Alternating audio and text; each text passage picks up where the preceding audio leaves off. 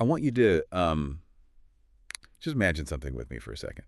If you can, put whatever you're doing on pause. Maybe even close your eyes. Oh, setting the scene. I like it. Yeah, exactly. So picture yourself standing at the edge of this massive, ancient forest. Right. And it is the dead of night.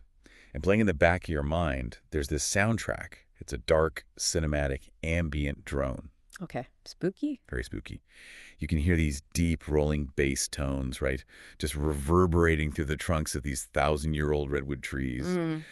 There are distant echoes of something you can't quite make out. Just this slow, subtle rising tension in the air. No vocals, no melodies, just a low, heavy atmosphere. And maybe like the faint sound of a choir somewhere far off in the darkness. Yes, exactly. An eerie, unsettling choir. The whole mood is just incredibly secretive. It feels powerful, you know, and utterly exclusive, like you were standing on the threshold of something the public was never, ever supposed to see, like a hidden place. It's honestly the absolute perfect auditory atmosphere to set for this topic. I thought so, too. Because that creeping sense of unease, that specific feeling of standing just outside a heavily guarded perimeter looking in at the shadows, that is exactly how the rest of the world has experienced this specific location for well over a century.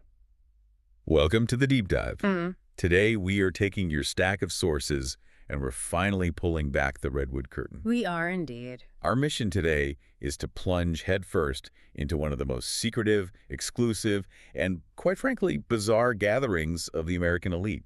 We are talking about the Bohemian Grove. It is such a wild topic. It really is. I mean, I want you to imagine a place where former presidents, tech billionaires, foreign dignitaries, and famous musicians all gather deep in the woods. Right. And what do they do when they get there? They pee on trees. They drink gin fizzes at 7 in the morning, and they burn a human effigy in front of a 40-foot stone owl. It sounds entirely like fiction. I mean, if you pitch this as the plot of a Hollywood thriller, executives would tell you it's way too on the nose. They'd laugh you out of the room. Exactly. But it is very real. And to accurately unpack this, without falling down the rabbit hole of baseless rumors, we are drawing on a really fascinating, rigorous stack of sources today. Yeah, let's talk about those sources real quick. Sure. So we have this deep, extensive investigative piece from 1989 by a journalist named Philip Weiss. And he actually sneaked in, right? He did. He physically infiltrated the grove and spent days inside just observing the members. It's incredible. We're also pulling excerpts from CIA-archived sociological studies. Wow. Specifically, the brilliant academic work of G. William Domhoff. He basically spent his entire career studying the power dynamics of the American elite, how they build social cohesion, that sort of thing. Which is super relevant here. Highly relevant. And we're also looking at recent Reddit threads. Oh, I love the Reddit threads. They're great, right? They feature leaked 2023 membership lists and these Ask Me Anything sessions from the actual working class locals. Former camp valets, plumbers, security guards, the people who actually run the camp. The people seeing the reality of it. Exactly. And finally, we'll be analyzing the wild conspiracy theories that surround the site, using insights from researchers who track exactly how these modern myths evolve. So we are going to explore the history of this elite American retreat. We're going to separate the absolutely wild conspiracy theories from the cold, hard reality of elite networking and, discover how the public perception fundamentally differs from what actually happens inside those gates. It's quite a gap. A massive gap. Yeah. Because here is where my mind was completely blown. To understand how this gathering became the ultimate target of global shadow government conspiracy theories, you first have to look at its origins. Right. And those origins are just soaked in irony. I mean, it didn't start with billionaires and defense contractors. Okay. It started with a bunch of broke, starving creatives in California. It is genuinely one of the greatest paradoxes in American social history. Because to understand the Bohemian Grove, you first have to understand the Bohemian Club. Right, the club itself. Yeah, which was founded in San Francisco in 1872. So let's paint the picture of what San Francisco was like in 1872. Okay, so the Transcontinental Railroad had just been completed a few years prior. The city was still suffering from this massive gold rush hangover. Super chaotic, practically. Very chaotic. It was a rough and tumble, deeply commercial, somewhat vulgar boomtown, It was built on sudden wealth, mining, and ruthless railroad monopolies. Just aggressive capitalism everywhere. Exactly. And in the middle of all this aggressive capitalism, a group of journalists, artists, actors, and musicians got together. They wanted a sanctuary. Right. They wanted a place to promote cultural and intellectual intercourse, a place to elevate themselves above what they basically saw as the Wild West ignorance of the city. And the name itself, Bohemian, that was a very specific, deliberate choice. Right. Like they were sending a message. Precisely. It was a cultural import. So American artists in the 1850s and 60s had traveled to Paris. They sat in the cafes. They read Henri Murger's stories about the impoverished, romantic, vagabond artists of the Latin Quarter. I see. And they brought that idealized vision back to the States.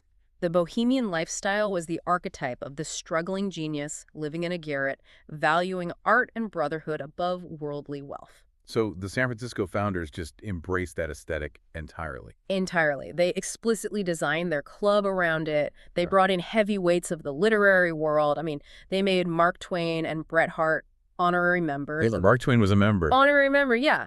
They had rugged, socialist-leaning authors like Jack London joining their ranks, too. Okay, so you have this core group of guys in 1872 sitting around in some rented room in San Francisco, and they're essentially saying, we are the true artists. We reject the almighty dollar. We only care about high culture. That was the vibe. But then, 6 years later, in 1878, a pivotal moment happens. One of their founding members, an actor named Henry Edwards, gets a gig in New York and is moving away. Right. Big loss for the group. Huge loss. So the club, which has maybe 100 members at this point, decides to throw him a massive going-away party. But instead of doing it in a tavern, they decide to have a camp out in the redwood forest across the bay. And my favorite detail from the historical accounts is that they packed blankets to keep warm and a, quote, generous supply of liquor for the same reason. I mean, it makes sense. It's a wildly successful weekend. They loved the atmosphere in those ancient woods.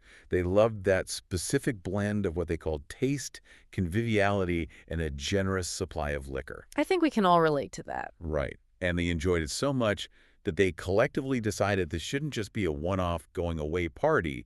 It needed to become an annual midsummer encampment. And that single decision in 1878 was the birth of the Bohemian Grove gathering. But here's the catch. The inevitable reality of being a starving artist. It reminds me of an analogy I think anyone who follows the music industry will instantly recognize. Oh, let's hear it. It's exactly like an underground indie punk band that creates this incredibly unique, vibrant scene in a dirty basement club, right? Okay, yeah. They have the coolest aesthetic, the best music, the most dedicated followers, but they are completely, hopelessly broke. They can't pay the rent on the basement club.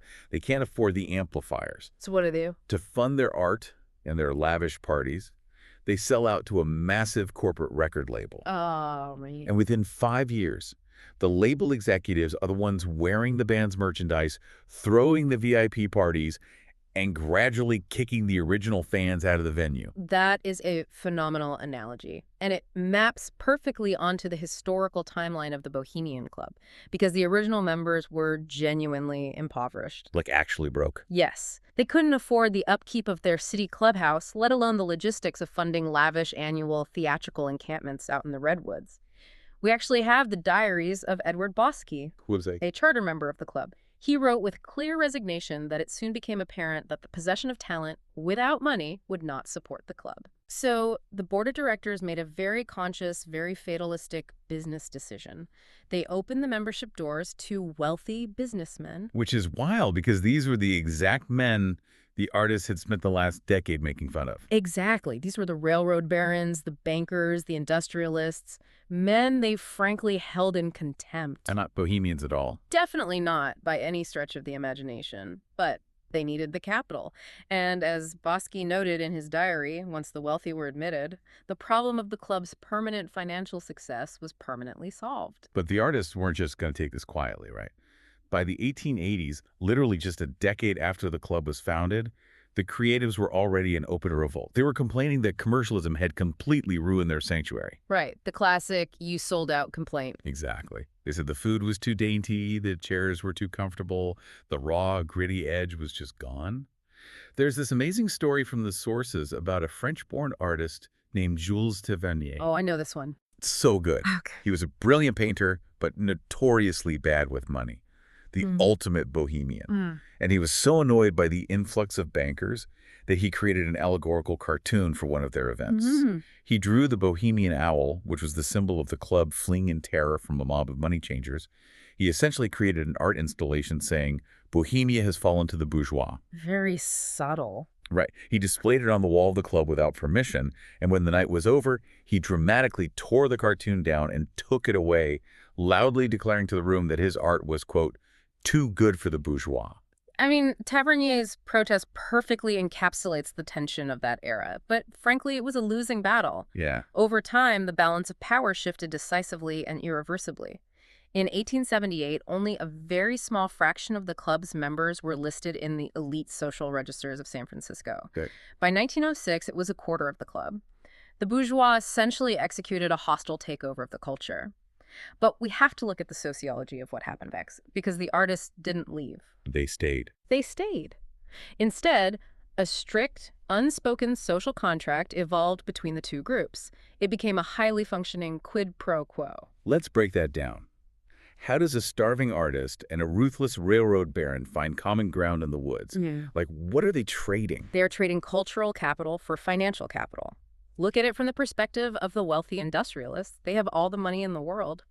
But in late 19th century America, West Coast money was seen as new money. Oh, right, like the Gilded Age snobbery? Exactly. It was considered vulgar by the East Coast establishment. So these rich men get to rub shoulders with famous entertainers, brilliant writers, and celebrated musicians. They get to feel culturally enriched. They get cool points. Yes. They get a massive status boost by associating with genius, and they get to participate in these lavish theatrical productions as patrons. And what do the artists get out of it? Well, the artists and academics get incredibly wealthy patrons who buy their paintings and fund their laboratories.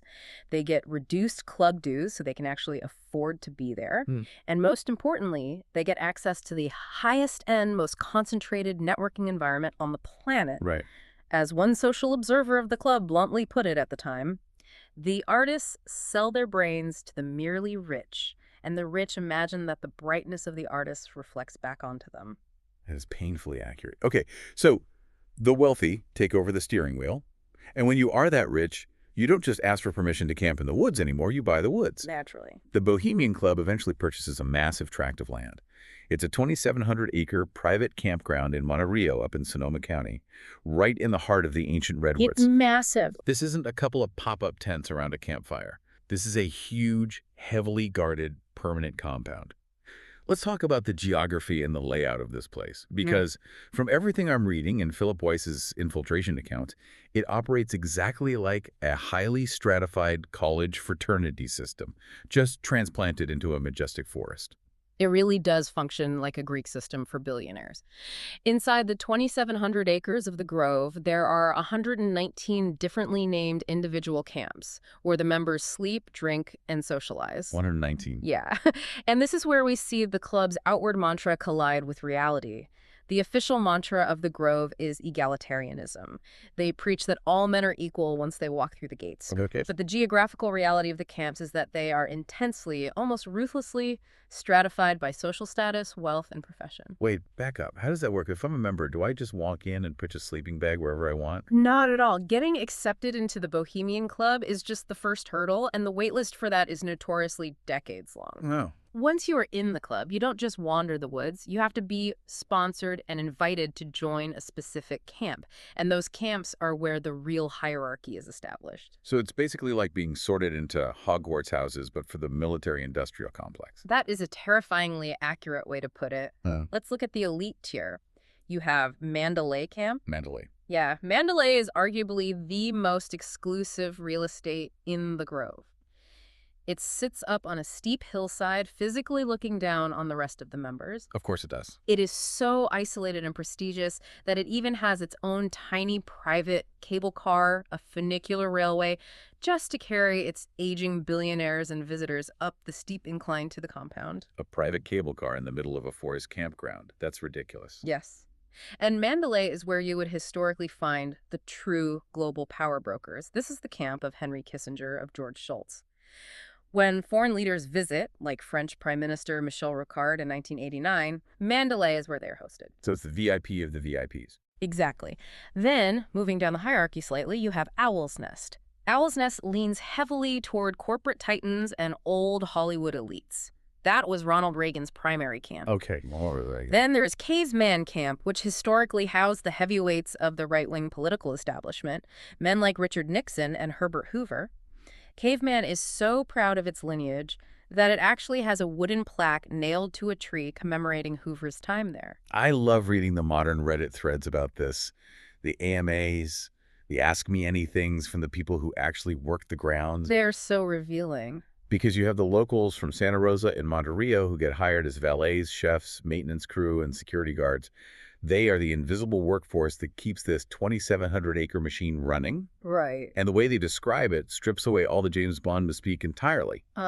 One former worker summarized it perfectly. He wrote, "Rich white dudes eating lobster and fillets, drinking a lot, and peeing on trees. It's really not that exciting." The contrast between the immense, world-shaping power these men hold in the outside world and their mundane, often juvenile behavior inside the Grove, it's one of the most striking takeaways from the sociological data. It's so weird. The sources detail a daily life inside the camps that is remarkably adolescent. You have octogenarian CEOs waking up to 7 a.m. gin fizzes, served directly to their cots by college-aged camp valets. To 7 a.m. You have endless daytime drinking, casual skeet shooting, and marathon domino playing sessions. And the drinks aren't just your standard cocktails, right? There's an entire culture of inside jokes around the alcohol, Yeah. like the Nimbutal drink. Yes, that occurs at the Four Peak Camp. It's a famous, highly specific concoction of hot rum and chocolate. Sounds kind of good, actually. But the ritual is what matters. It is mixed by a camper who literally wears a white doctor's coat and a stethoscope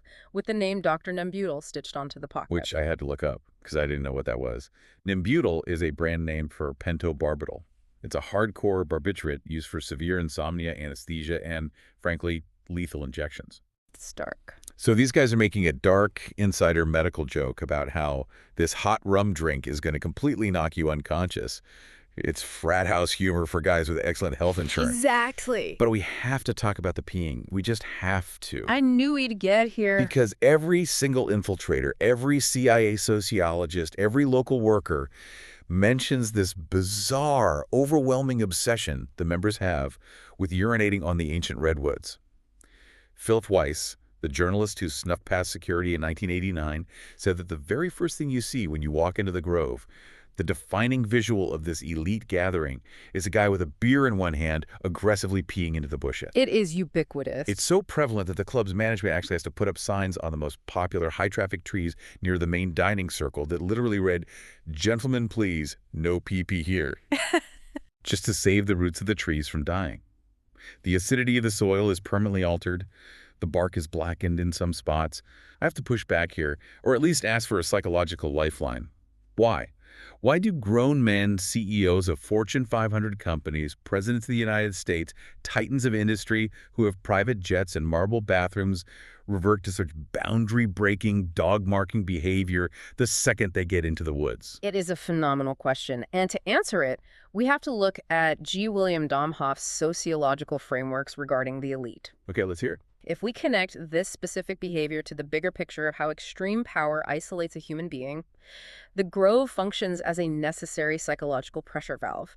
Think about the daily lives of these men. Very stressful, I assume. They live under intense, unrelenting public and fiduciary scrutiny. Every single word they say, every facial expression they make in a boardroom, every action they take in the political arena is analyzed by the media, criticized by the public, and monetized by the market. They cannot make a mistake. They cannot be vulnerable. So they're basically trapped in their own armor. Precisely. Now, they enter the Grove.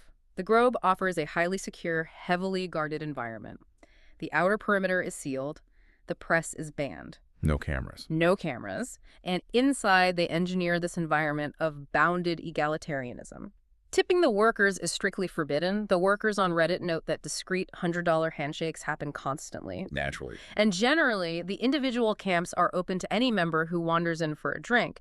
This engineered environment acts as a psychological trigger, allowing them to instantly shed the crushing burden of their public personas. So the peeing is therapy. In a bizarre sociological sense, yes. The result of this engineered safety is a rapid collective regression to boyish freedom. The public urination, the excessive daytime drinking, the bawdy jokes, the lack of grooming it is all a physical manifestation of profound relief. Wow. They are proving to each other that they are off the clock. It's what one member historically referred to as the fuck-up's annual revenge. That's a great quote. The culture of the Grove tells the highly productive men that it is safe to drink, and it tells the heavy drinkers that they are still considered highly productive members of society. It equalizes them through transgression. It's an institutionalized escape from adulthood. Yeah.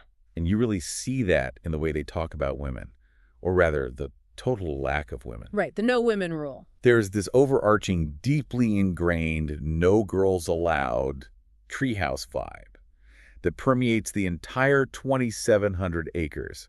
Vice mentions this one prop they used for a play in the Grove. Oh, this is bad. There's a female torso where the breasts and the buttocks were both attached to the front of the mannequin.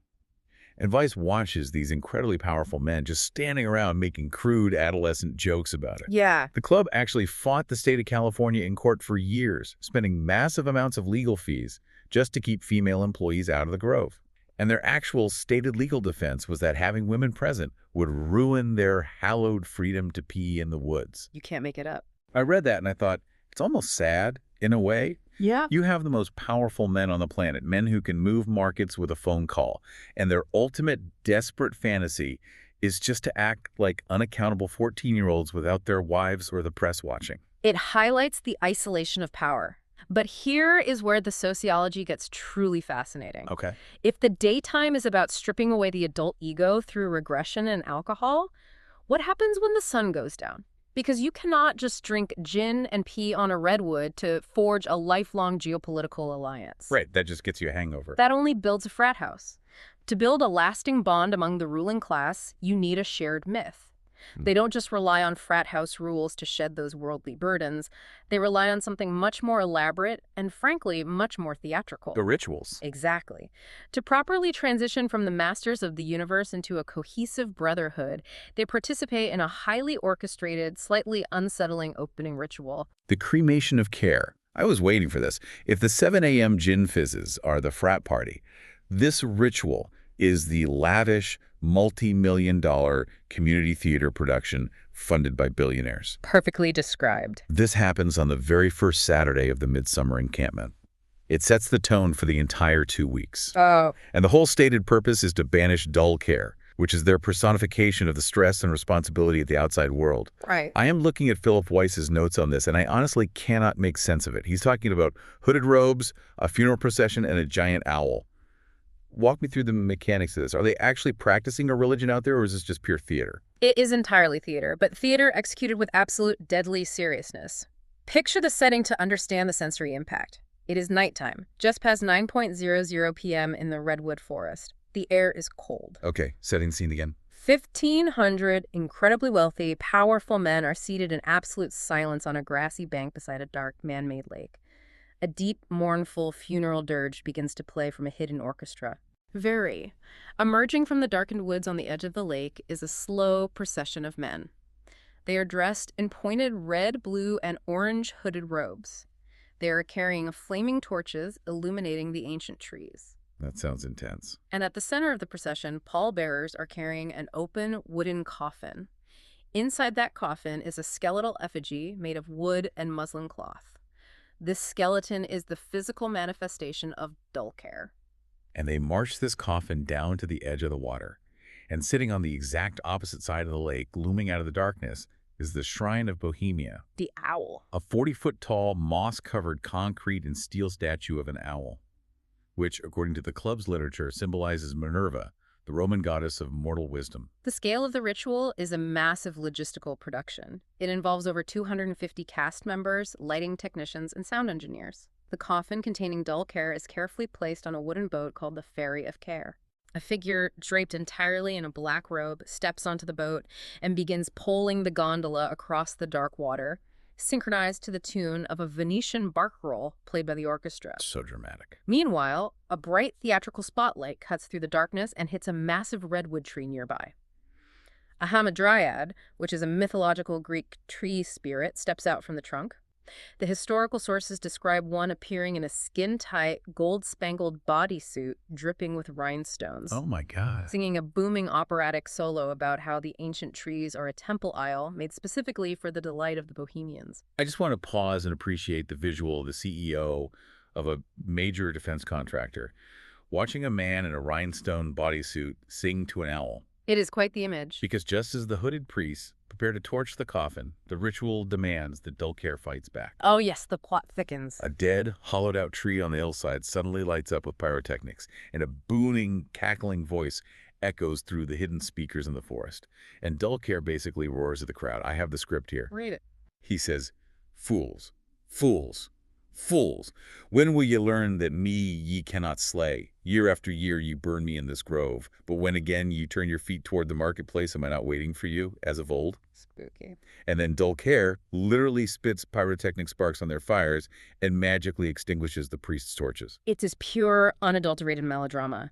The narrative arc of the play demands a savior. The high priest of the grove, dressed in elaborate pink and green satin robes, falls to his knees in despair and begs the great 40-foot owl for counsel. And through the magic of hidden speakers, the owl actually speaks back to the crowd. Yes, and in one highly notable year, which Philip Weiss personally witnessed in 1989, the booming, godlike voice of the owl was provided by none other than legendary news anchor Walter Cronkite. Walter Cronkite, The one and only. the most trusted man in America, the man who announced the death of JFK and the moon landing.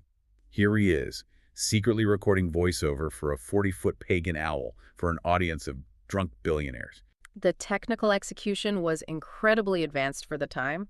They even used a laser hologram projection mapped onto the statue's face so that the stone beak appeared to physically move as Cronkite's pre-recorded voice echoed across the lake. That's actually kind of cool. The owl advises the kneeling priests that they cannot defeat care using fire from the mundane outside world. They must use the pure, untainted flame from the lamp of fellowship located at the base of the shrine. Of course. The high priest takes a torch, lights it from the sacred lamp, and hurls it at the pyre holding the coffin. The effigy of Dulcare goes up in a massive fireball. And this is where the tonal whiplash happens. Mhm. Right. Because the second the skeleton catches fire, the solemn druid atmosphere completely vanishes. Instant tone shift. Fireworks explode over the lake, the 1,500 men jump up and cheer wildly, and suddenly a marching brass band wearing peppermint striped jackets and straw boaters emerges from the dark woods playing the ragtime tune. There'll be a hot time in the old town tonight. Ah! It's absurd. You go from a Venetian funeral barge and a pagan owl god straight into the finale of a Midwestern 4th of July parade. It's so chaotic. The chaotic nature of the symbolism is exactly what sociologists find so fascinating. The Bohemian Club's own internal literature proudly boasts that the ceremony derives from Druid rites, Greek mythology, medieval Christian liturgy, Shakespearean drama, and 19th century American lodge rites. Just throwing everything at the wall. Exactly. In sociology and history, there's a concept articulated by Eric Hobsbawm known as the invention of tradition. It is the idea that many traditions which appear or claim to be ancient are often quite recent in origin and entirely invented. So it's basically like a newly minted billionaire building a massive modern McMansion, but he slaps Roman columns on the front porch and digs a medieval moat in the front yard just to make the house look historically important. That is exactly what it is on an institutional scale. Remember the origins of the club. The early members were West Coast creatives and newly rich railroad men feeling deeply socially anxious about their rough provincial surroundings compared to the established elites of London, Paris, or even New York. Oh, right. The new money insecurity. Exactly. They desperately grabbed onto any piece of European antiquity, classical mythology, or esoteric lodge ritual they could find to dignify their retreat. They threw it all in a blender to create instant heritage, and the incredible part is that it worked. It totally worked. Over 100 years later, this cobbled-together, historically nonsensical ritual is treated with absolute hushed reverence by the leaders of the free world. It successfully builds the necessary tribal bond. Okay, so they burn the effigy of Dulcare. They symbolically banish the stress and the responsibilities of the marketplace, and this aligns perfectly with the club's absolute cardinal rule. The motto. Their official motto, which is taken right from Shakespeare's A Midsummer Night's Dream, is "Weaving spiders come not here," which essentially means no business, no politics, no networking, leave your ambition at the gate. Check your resume at the door. That's what they say. But I have to be skeptical here. Do the most ambitious, power-hungry men in the world actually turn off their ambition just because an owl told them to? The short answer is absolutely not. Shocker. The long answer is that the motto is widely, almost systematically ignored.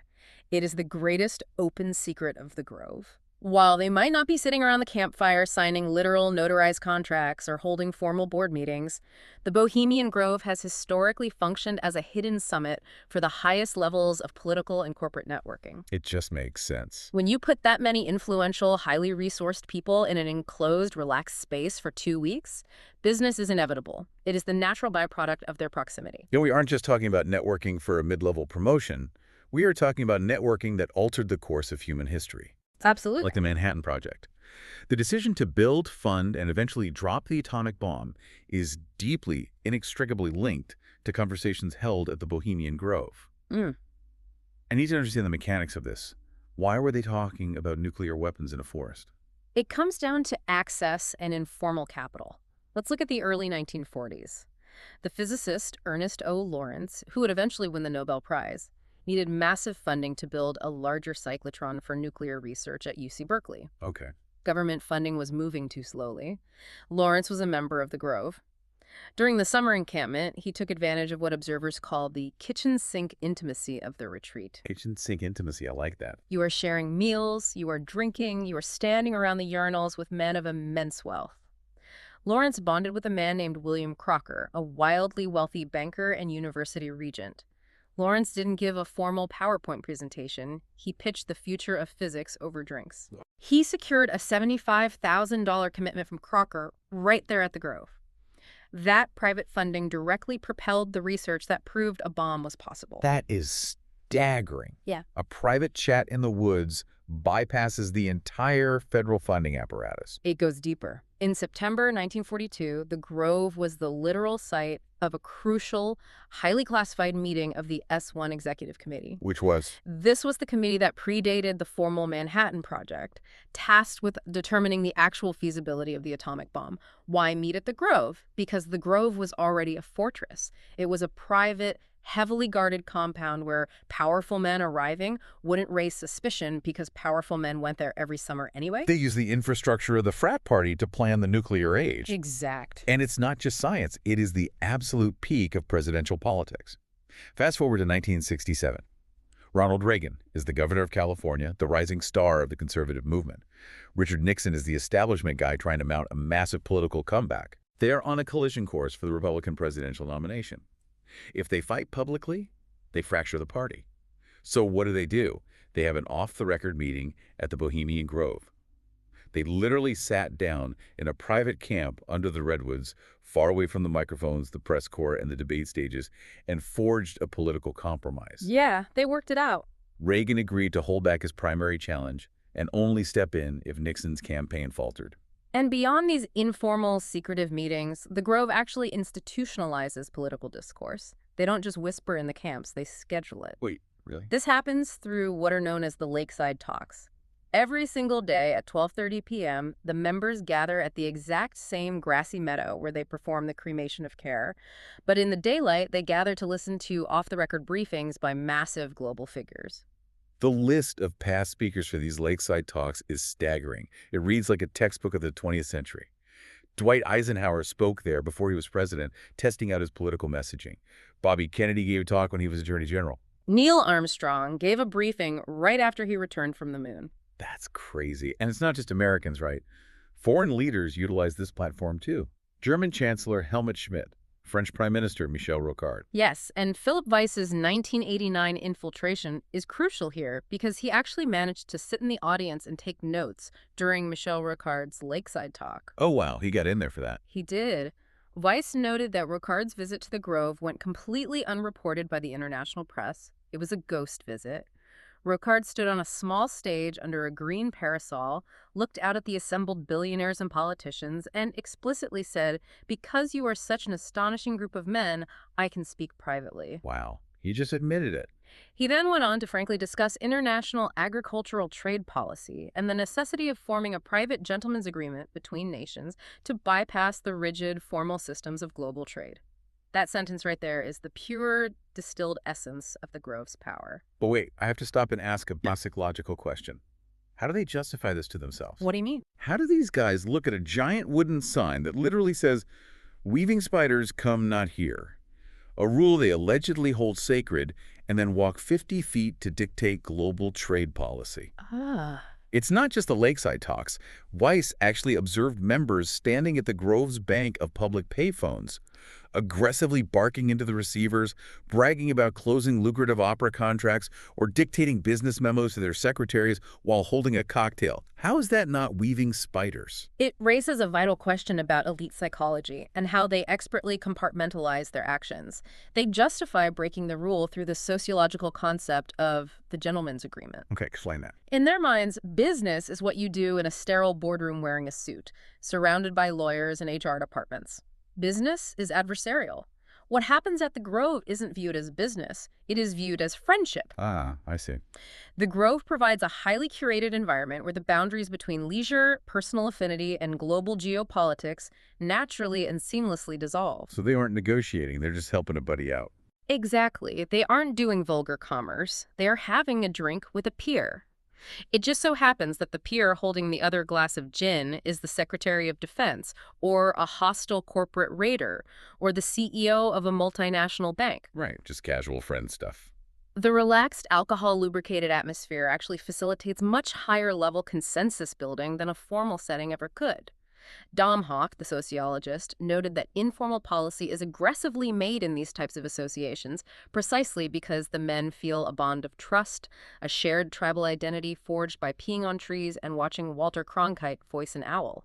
That shared tribal identity is so key. They have a mutual understanding that they simply do not feel when sitting across a polished table in Washington, D.C. You as a listener might be thinking, so what if some rich guys play dress-up and make deals? Yeah, who cares?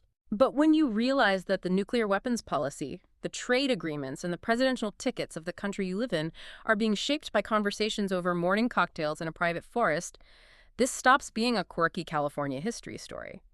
It becomes a fundamental, pressing question about how democratic oversight actually functions or fails to function behind our backs. It is the ultimate, literal old boys network. Yeah. But I want to pivot, because the networking isn't entirely political and corporate. The Grove still has to maintain that original 1870s artist DNA. Oh, the entertainment. Yes. They heavily rely on their talented members, the musicians, the actors, the writers, to keep this elite crowd entertained for 2 weeks. Because, let's be honest, you can only talk about agricultural trade agreements for so long before you get bored. That's true. And this brings an entirely different, incredibly weird flavor to the encampment. It's not all nuclear physics and statecraft. It's also celebrities, cross-dressing theater, and the very messy legal reality of what happens when the frat party inevitably spills out of the woods and into the surrounding towns. The entertainment aspect is a massive part of the Grove's gravitational pull. We mentioned the 2023 membership lists that were leaked on Reddit, and the AMAs from former workers confirm exactly who is providing this entertainment. It's not amateur hour. No, these are big names. Late-night host Conan O'Brien was confirmed to have visited. Bob Weir, the legendary guitarist of the Grateful Dead, is a long-standing member. You have sightings of MC Hammer, Clint Eastwood, Jimmy Buffett. Such a random mix of people. These musicians and entertainers are brought in, often paying reduced dues, specifically to perform at the private camps and on the massive main stages hidden in the trees.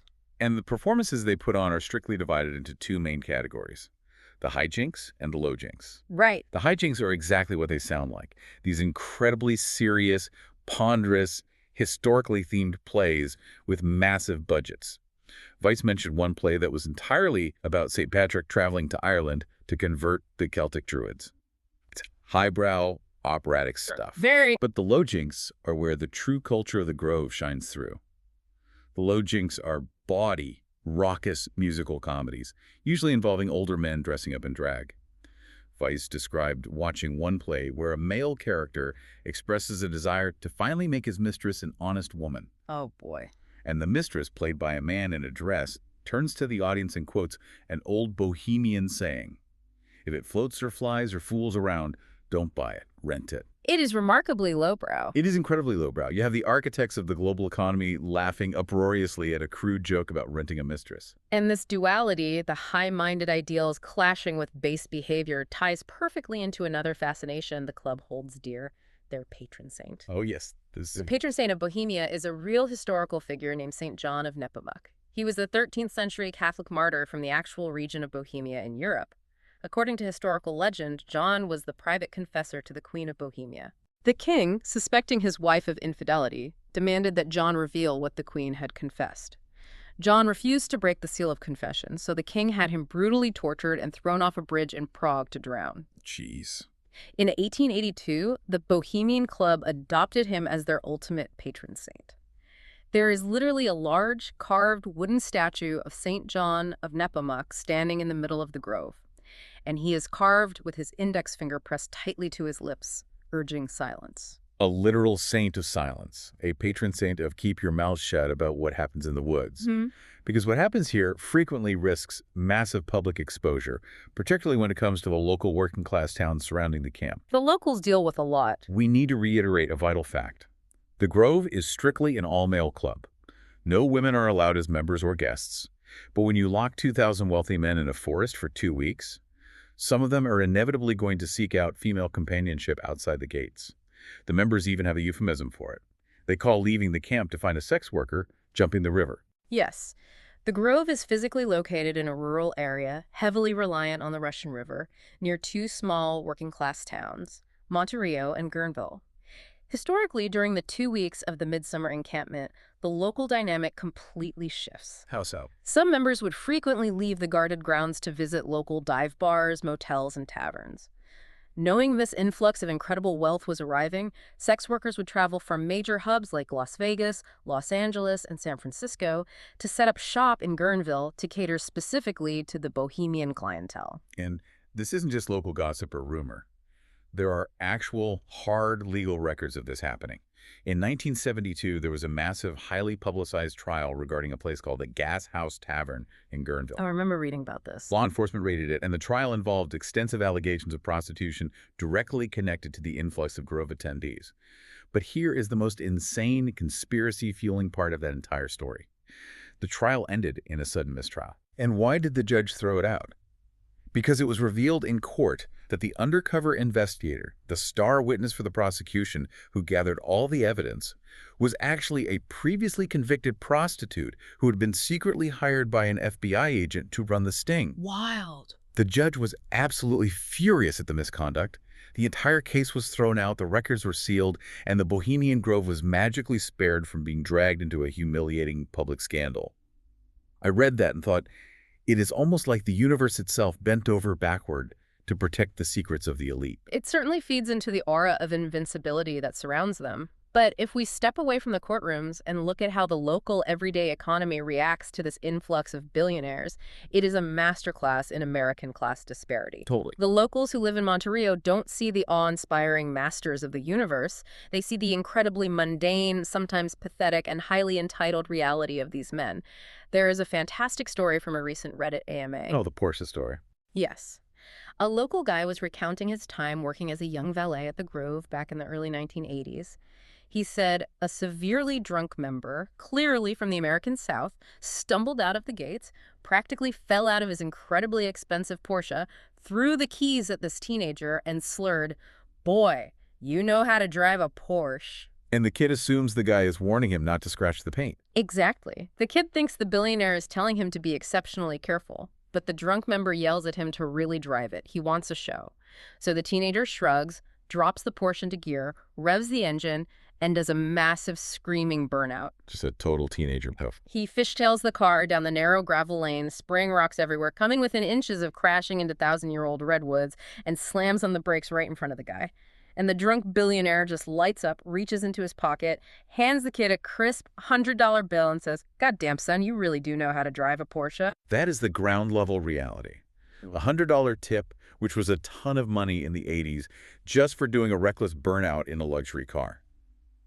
Meanwhile, you have the female staff members from the local town who are strictly confined to working only on the outer perimeter parking lots or in the front office, being forced to leave the grounds at a strict mandatory evening curfew so the men can begin their rituals. The contrast is sharp. It's not a shadow government at work. It's just a bunch of guys aggressively escaping the rules of their own lives. And honestly, looking at the history, it sounds like they had so much fun doing it that it inspired direct imitators across the country. Indeed it did. The Bohemian Grove sociological model, mixing extreme exclusivity, rustic settings, and networking, was so demonstrably successful that it spawned other elite retreats built on the exact same blueprint. Like what? Well, in 1930, a man named John J. Mitchell, who was a deeply devoted member of the Bohemian Club, decided he wanted to replicate the magic. He started a group called the Rancheros Visitadores down in Santa Barbara, California. Okay, Rancheros Visitadores. He wanted the intense male friendship and the escape to nature, but he centered it around Spanish-style horseback riding instead of theatrical plays. But they still have the frat rules. Oh, absolutely. They have a week-long trek through the mountains, rodeo contests, and a literal mobile hoosegow, a horse-drawn jail wagon where they lock up members who break the camp rules, like sneaking off to sleep in a soft hotel bed instead of on the ground. That's hilarious. You also have groups like the Roundup Riders in Colorado. Sociologically, they are all built on the exact same foundational principles. Enforced physical proximity in an isolated area, fiercely guarded exclusive status, and a relaxed cooperative atmosphere designed specifically to build lasting group cohesion and trust among the American ruling class. Okay, so up to this point, we have painted a very vivid, historically accurate picture of what actually goes on behind the Redwood Curtain. We've established that it is a highly exclusive, absurdly wealthy frat party featuring bad community theater, a staggering amount of alcohol, public urination, and some incredibly high-level geopolitical networking happening casually on the side. That's the reality. So my question is, why, if you go online right now and type Bohemian Grove into any search engine, do you immediately get flooded with aggressive, terrifying theories about demonic blood sacrifices, the Illuminati, and global cabals worshiping ancient pagan gods? No. How did we get from rich guys doing burnouts to satanic panic? This is exactly where we must transition from the documented reality of the Grove to the massive, sprawling mythology of the Grove. And the answer to your question is that human nature abhors a vacuum. Oh, I mean. It is exactly this intense, militarized secrecy, the strict lack of women, the strange, archaic, cobbled-together rituals like the cremation of care, and the immense, undeniable concentration of global power that acts as the perfect, fertile petri dish for wild conspiracy theories. And we have to talk about the absolute flashpoint for these modern conspiracies, the moment the mythology exploded into the mainstream internet, and that traces directly back to Alex Jones in the year 2000. Yeah. Before he was the massive, highly controversial, internationally known figure he is today, he was a fringe radio host. Yeah. And he managed to successfully sneak into the Bohemian Grove with his producer, Mike Hansen, carrying a hidden digital camera. It's a big deal at the time. They literally hiked through the brush, avoided the private security patrols, and filmed the cremation of care ceremony from the bushes across the lake. He then went home and released a documentary called Dark Secrets, Inside the Bohemian Grove. That documentary is the Rosetta Stone for modern Grove conspiracies. But what is critical to understand is that in that documentary, Jones fundamentally misinterpreted, or as many researchers argue, intentionally misrepresented for dramatic effect, the nature of the ritual he witnessed. Right. He looked at the 40-foot stone bird and claimed to his audience that the owl was actually the pagan god Moloch. Moloch is an ancient Middle Eastern deity historically associated in biblical text with the horrific practice of child sacrifice by fire. Jones then took it a step further. He pointed to the effigy of Dulcare being burned on the altar and suggested to his viewers that it might not be a wooden skeleton.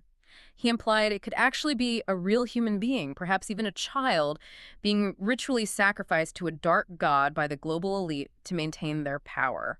Which, based on everything we've read today from actual infiltrators like Vice, from sociologists who study the camp, from the Reddit workers who cleaned up the ashes the next morning, is completely unequivocally false. Entirely false. The owl represents Minerva, the goddess of wisdom, honoring the club's intellectual origins.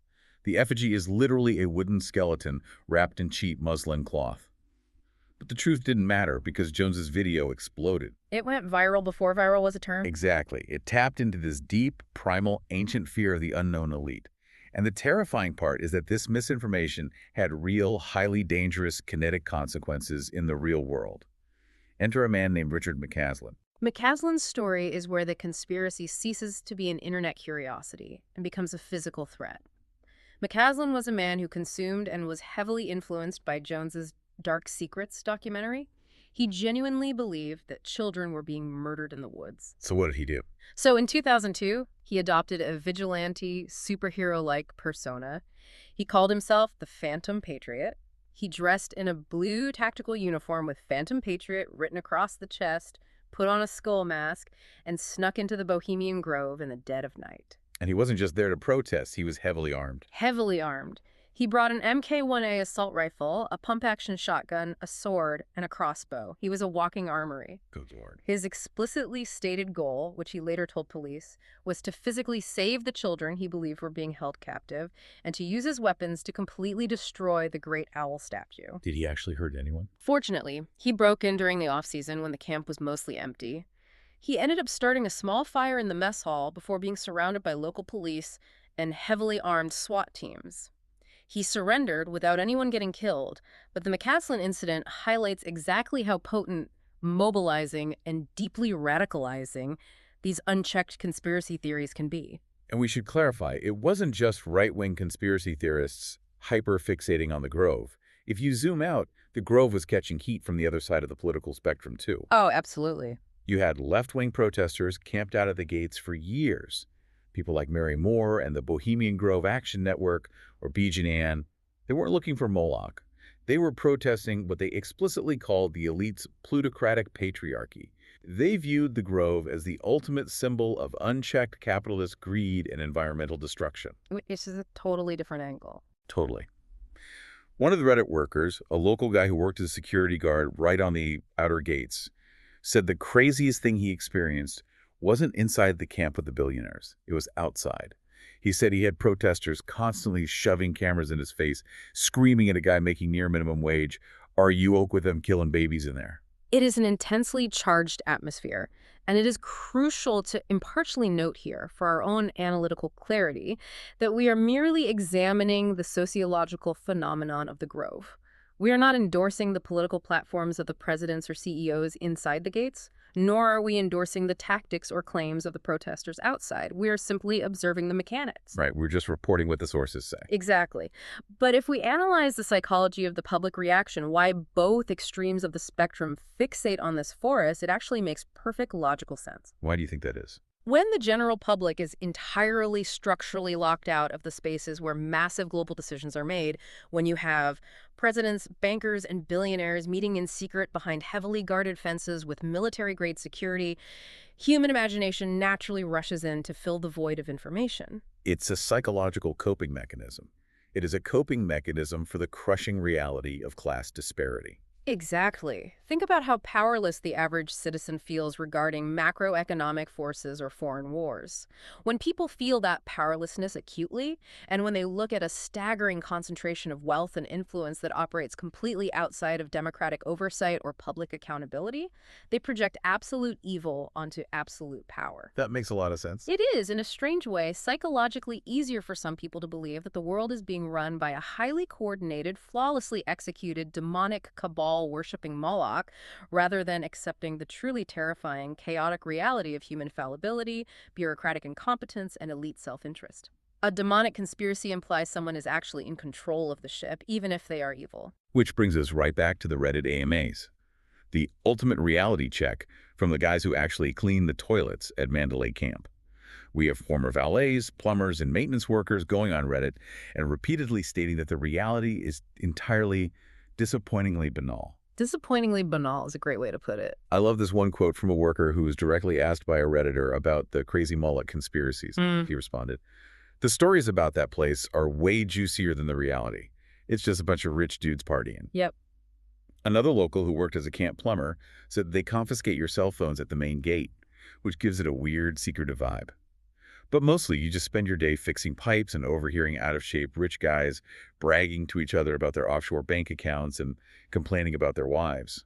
The banality is, in many ways, the true, deeply guarded secret of the Bohemian Grove. The elaborate rituals, the cremation of care, the pink satin robes, the 40-foot out. There's essentially just elaborate stage dressing for a demographic that rarely gets to play make-believe. But, and this is the crucial takeaway from Domhoff's research, the fact that the behavior is banal does not mean it lacks consequence. A conversation can be boring, but still shift a market. Very true. The networking that occurs there, the intimate relationships built over 7 a.m. gin fizzes, the political consensus quietly reached under a green parasol during the lakeside talks, these things ripple out far beyond the redwood curtain. They subtly but undeniably affect the global economy, foreign policy, and domestic politics for decades. So let's bring this all together. Yeah. We started with a group of starving 19th century journalists and painters in a San Francisco rented room who just wanted to drink in the woods, read poetry, and pretend they were living the bohemian life in Paris. A humble start. Very. We watched them sell out to the bourgeois just to pay their bills. We explored a massive 2,700-acre outdoor frat house where Henry Kissinger cuts in line for a buffet, where Walter Cronkite voiced a 40-foot concrete owl, where the funding for the atomic bomb and the strategy for presidential tickets were casually negotiated over hot rum, and where grown men who control the global economy are constantly yelled at for peeing on ancient trees. It's quite the list. And we've seen how that intense, localized concentration of secretive power naturally generated a massive paranoid mythology in the outside world, from the phantom patriots storming the gates with an assault rifle to the protesters screaming at the security guards. It is a uniquely American institution. It perfectly blends incredible, unmatched geopolitical power with absurd, childish theatricality. It serves as a stark, enduring reminder of how the elite function in society, how they seek refuge from the immense pressures of their own making, and how the public mind struggles, often violently, to comprehend that level of exclusivity. So the next time you are scrolling online and you hear a wild conspiracy theory about shadowy elites gathering in the dark woods to perform demonic blood sacrifices to a pagan owl god, I want you to remember the truth. The boring truth. The reality usually just involves some really bad body community theater, drunk guys doing burnouts in Porsches, and a bunch of old men peeing on trees. It completely demystifies the elite, which is perhaps the one thing they fear more than any protest or infiltration. Exactly. They'd rather you think they are dark wizards than admit they're just guys who need a break. But I want to leave you, the listener, with a final thought to mull over as you go about your day. Think about the soundtrack playing in that dark forest. You are on the outside looking in, and the people on the inside, they're just winging it. They really are. If the true secret of Bohemian Grove isn't that a shadow government is running the world through highly coordinated supernatural demonic rituals, if the reality is simply that the fate of the free world, the stability of our economies, and the escalation of our wars is heavily influenced by men who just want to dress up in robes, escape their wives, and act like unaccountable, drunk teenagers in the woods, is that actually more comforting to you? Or is it much, much more terrifying?